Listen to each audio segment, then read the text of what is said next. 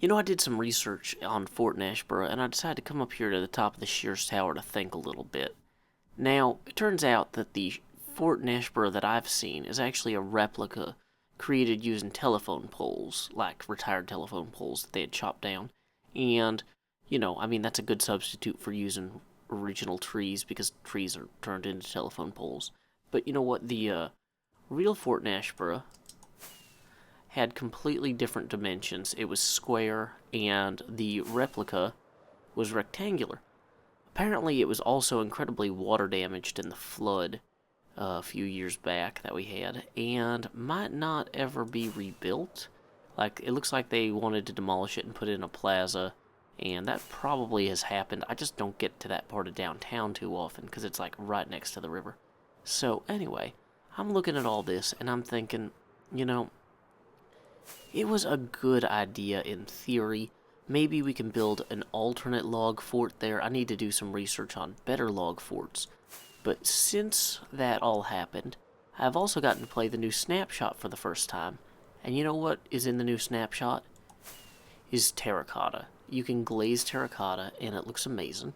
And I started thinking, what if I dug out a huge portion of this? Like this little stone plane here, perhaps, or possibly this part here. Like created a giant excavation site and buried like hundreds of terracotta warriors inside of here. Now I don't know exactly what the terracotta warriors would look like. Oh, and apparently I'm not good at putting these down and picking them back up. That's definitely mine. Glad no one walked off with that.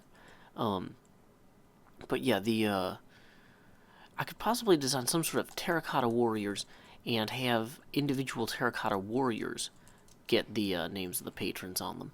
So I don't know exactly how those should look. Although with the way, ooh, that's a wall.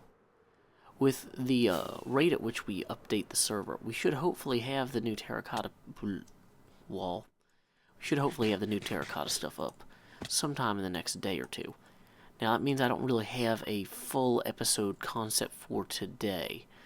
I mean, I guess I could kind of loosely figure out what I want to do with the Terracotta Warriors using some sort of placeholder thing like clay or something. Okay, so if we pretend for a second that this is terracotta, we could have little arms on them like so. And, well, that's backwards now. But boom, that looks like a warrior. Terracotta Warrior achieved. Well, I'm feeling a little bit thirsty now that I've got to go to the Nether. Now, you might be wondering, why do I got to go to the Nether? Well, what I got to do has a lot to do with what I want to do, what I aspire to. And I aspire to do better than I had originally planned with my fort. Now that I know that it's going to be kind of problematic, and I can't even go record a vlog there or something anyway, I'm kind of thinking that I should come to the Nether and gather materials that I will need for building my terracotta army. Now, whoa, that guy looks like he's about to be real unfriendly. He was. Luckily, I'm an excellent judge of character. And that is a really kind of flying around scary character. So, let's go ahead and grab some of this, whatever this block is. And quartz, yeah, because you need one quartz for each observer block. And each terracotta warrior is probably going to have a total of one head and two body pieces. The body pieces will be terracotta, and the head will be the observer block, because it has a cool face. I experimented a little bit, and it turns out that you can even do the observer blocks side by side, and they look like people standing shoulder to shoulder. So you don't necessarily even need like lever arms or whatever. And that's going to be great for me in the long term. So, 26 quartz already. Let's go ahead and put that there so I can kind of see how many I get. Okay, now it's probably going to be pretty unlikely that this whole area is just strewn about with quartz, because people on the server like this tend to explore pretty aggressively. So I'm going to get into like weird things where it's like, oh, there's some quartz there along the side of this cliff underneath this bridge. So I guess that's where I'm digging. Okay, let's see if we can grab any of this safely. Now, if is a pretty operative word here. Well, not getting that one. And there's some down there, some there. There's just not going to be any huge caches of it, unfortunately. So, whoa. Now, I did check the different server shops for quartz, and Biff has got a huge sign outside of his shop that says, "Always in stock, I'll never let you down." Here's a professional tip. Don't believe Biffa. He's wrong. He totally let me down. Totally out of stock. Dang it. This pickaxe is too fast, so it's like glitching me. I need to be able to stand next to this block. Yeah, I got one. All this is gravel, of course. Not gravel of quartz. If it was quartz gravel, we'd be able to mine it much more prodigiously. So let's see. Here we are. Oh good, a sea of lava. No visible exposed quartz anywhere. Except for right there, on that wall. Well, let's see. How could we get to that wall? Or that. Wow, okay. Oh, hey, there's a quartz vein. That is good enough for me. So anyway, the Terracotta army is about 40 soldiers wide. It starts off with like a column of 2 soldiers, and then there's 4, and then 4 for like 9 times, and then 2 soldiers again. So each kind of column of soldiers is 40 wide, with some gaps in there. So to make, let's say even like 5 columns of, or not 5 columns, 5 rows of those columns, I would need 200 quartz. Now, that's not 200 quartz blocks, that's 200 pieces of quartz to make the observer heads. But, let's see here. That means, assuming we get like 2 to 3 quartz out of each of these, I'd probably still want to get 100 quartz blocks. Okay. Which I'm up to 72 or so already, so that's not too bad. I'm going to go ahead and I'm going to keep the recording going, but I'm going to time skip here, because I'm guessing this might take a while. Time skip. What? That was probably not my best idea. Neither was falling in a hole, but that worked out okay. So we'll call that one even. Well, we've got 2.5 stacks of quartz, and our night vision potion's expired. I've still got plenty of flameproof potion, but given that it's kind of dark here, I don't want to stick around indefinitely. So I'm going to start generally meandering my way back toward the spawn of the server. Let's see here. Everything looks different when the sky is all dark. Dang it. Or completely occluded by some sort of nightmarish hex ceiling. I don't know what you'd call it exactly. I'm not like a... you know, there are some people who are really into, like, studying different planes of existence and then naming their physical features. So, like, there's probably a name for the ceiling of some sort of hell dimension that's, like, really cool in Latin, but I don't know it. So, apologies for the lack of accurate Latin information there. Hey, I made it through. Great. I wasn't even sure if that gap was going to be big enough, so that's actually a pretty good shot. Okay, so where are we? Quartz. And let's go ahead and incorporate that, or incorporate that, into some heads for our sculptures.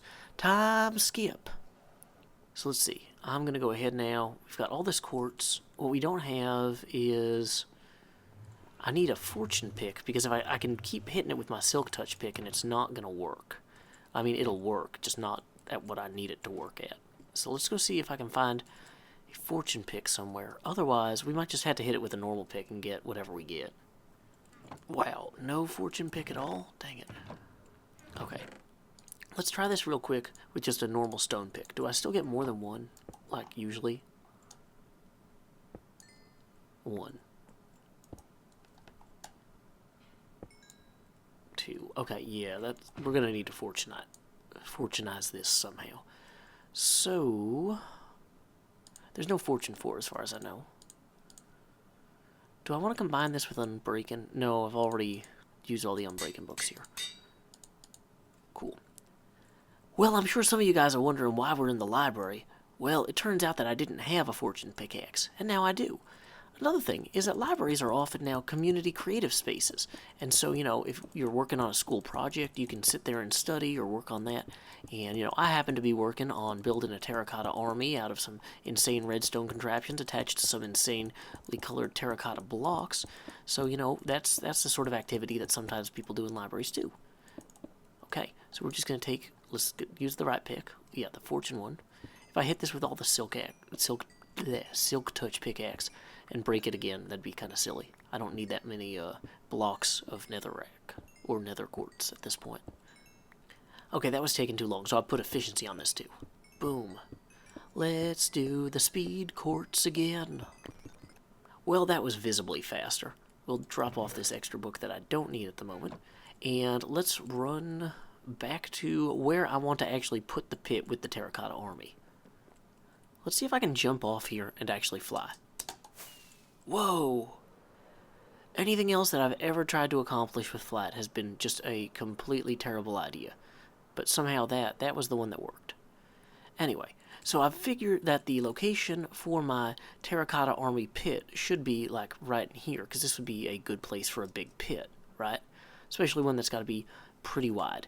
Now, terracotta army soldiers would traditionally be standing kind of four abreast, and I kind of looked at it, and if they all had little lever arms, and were like next to each other, they'd have to all be 2 blocks apart, which is not really standing shoulder to shoulder in the way that the traditional terracotta army soldiers worked. So then I was kind of looking at it, and I was like, well, what if I have some of them be shorter than the others? And that doesn't really work either, because the traditional terracotta army people, they're all the same height.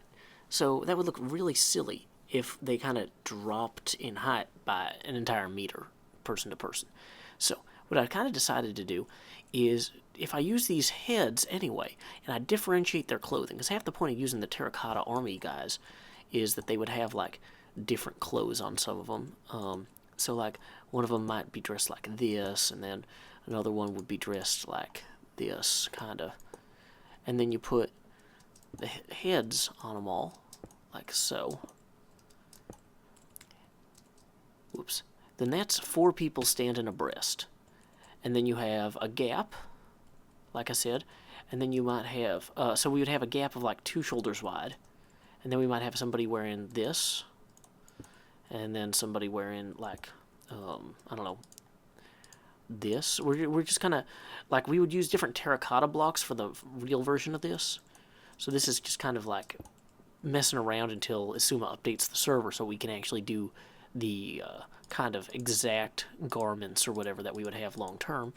But like I could have something like this then for another guy, and just kind of do this for 6,000 subscribers or whatever, Patreon supporters, because there are 6,000 people in the terracotta army. So I figure having a pit of faces like this. Now the actual ones would be facing east toward the path. So if you were on the path and you're walking over here, like, we'd get rid of this little rise, but you'd basically be able to look down and see a pit with just 2 columns on the outside with 2 abreast soldiers going back, then 9 columns of 4 abreast soldiers, and then another column of 2 abreast soldiers going back there. So the real one was about 63 meters wide, and we could basically do it to scale. Now, it's also 230 meters deep on the real one. I'm thinking, though, that with these, even if you're viewing them from above, we probably don't want to have these guys standing as close front to back as the real ones are. Like, we might want the nearest that they get to be like 2 blocks back, like this. So, let's go ahead and give that a try. Just real quick. Real simple outfits here. This is kind of proof of concept. But so if these guys were in a pit and we were looking way down on them, so you can still see that that's a separate row of people, and differentiating their top clothes is going to be more important than their bottom clothes, I guess.